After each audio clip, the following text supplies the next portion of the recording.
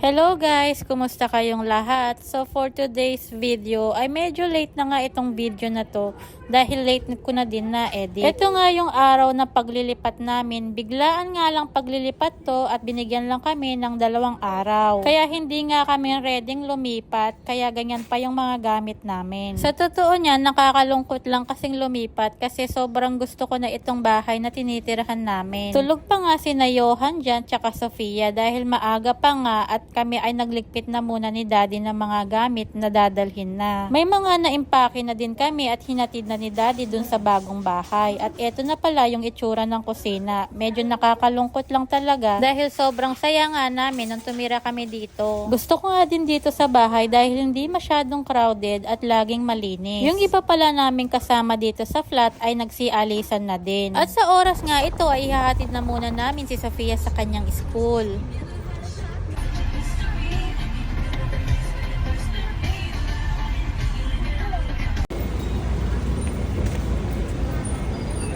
At after nga namin maihatid si Sofia sa kanyang school ay nagdala nga kami ng mga konteng gamit para dalhin na sa bagong bahay. Ito pala yung bagong building na lilipatan namin. Maganda rin naman dito, may CCTV at laging may guard sa labas.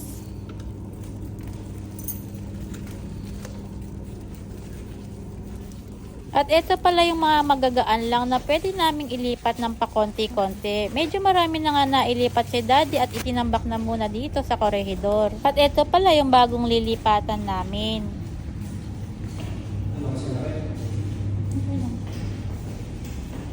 Ay, hindi, sakto lang. Kasi, ay, hindi, medyo malaki siya. Wala na siya sa gitna.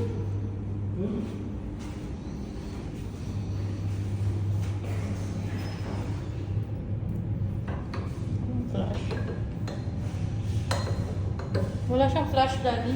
Check mo nga yung flash. Flash niya. Check mo.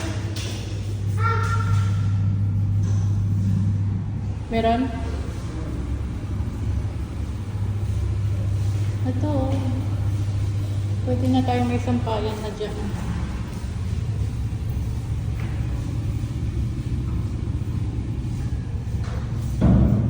Ito, daming parking, Daddy. Grabe din naman pala. Pabuhat ka kay Daddy. Pabuhat ka kay Daddy.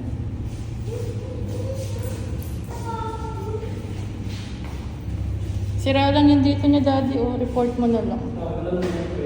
Na? Nakita na niya. Wala pa. Open mo. Oo nga, sampayan. Saan yung TV? Wala. Ano ilaw? Wala pa yung ilaw. Hindi pa. Kunin natin yung mga ilaw natin dun. No. No.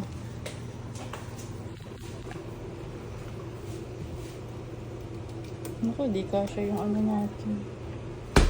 Saan kaya natin lalagay yung Saan kaya natin lalagay yung ref?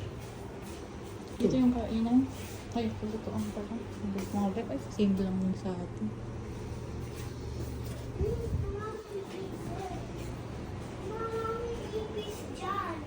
Walang naglinis eh. Saan kaya tayo dito? Oh, wala. Ah, ito siguro, Daddy. Ay, bakit ganun? Ay, madaming ipis. At eto nga, bumalik ulit kami sa lumang bahay para kumuha ng mga ibang gamit din. At naabutan nga namin ay mandami din palang naglilipat. At eto nga, sobrang busy din ng elevator kaya medyo mahirap maglipat ngayon.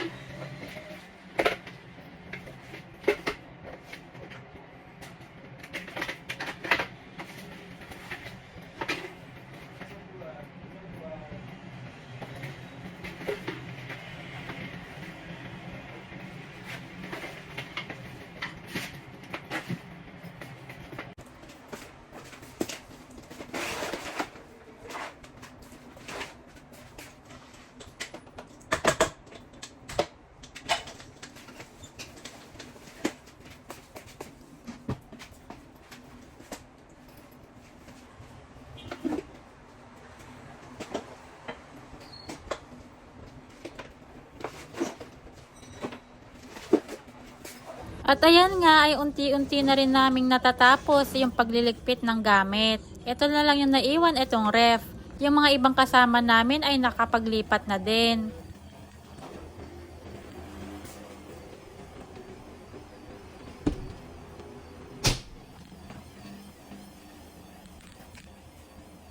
At eto nga, dito rin ako naghihinayang sa aming CR dahil lagi ko nga itong nililinis. Nailigpit ko na rin pala yung mga ibang gamit dito. At halos na ibaba na pala namin yung mga maliliit na mga gamit.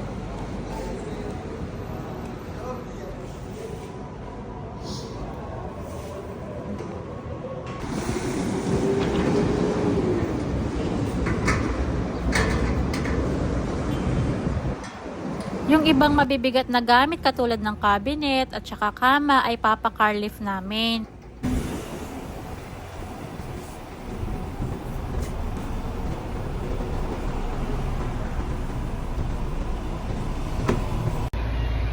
Yan.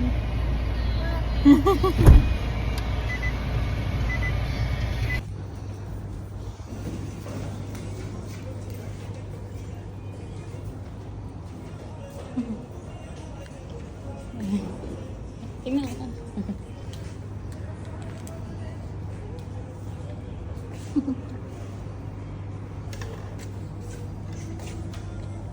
At nung nag 5 PM na nga ay sinundo muna namin si Ate Pia sa kanyang school. At dumiretso na nga kami dito sa may Home Court Cafe and Restaurant. Dahil sobrang gutom na nga din namin sa paglilipat. At kailangan na din namin kumain muna. Para mamaya ay may lakas kami maglipat ulit at dire-diretso na ang paghakot at paglilinis. No, hindi pa. Wala yan. At syempre, in-order ko rin itong halo-halo. Mas nasatisfied nga ako sa halo-halong ito kesa sa una kaming pumunta dito. Dahil siguro walang masyadong tao at maaga pa kaya na-serve nila na mas maganda. Charis. At ito nga ulit ang in-order namin, ang chicken inasal na only rice at only iced tea. Dadamihan na pala namin ang aming kakainin dahil mamaya ay hindi na kami makakain ito. Kain muna tayo. Thank you Lord sa blessing. At after namin kumain ay nag-start na rin kaming maghakot at ilalabas na yung mga mabibigat na gamit.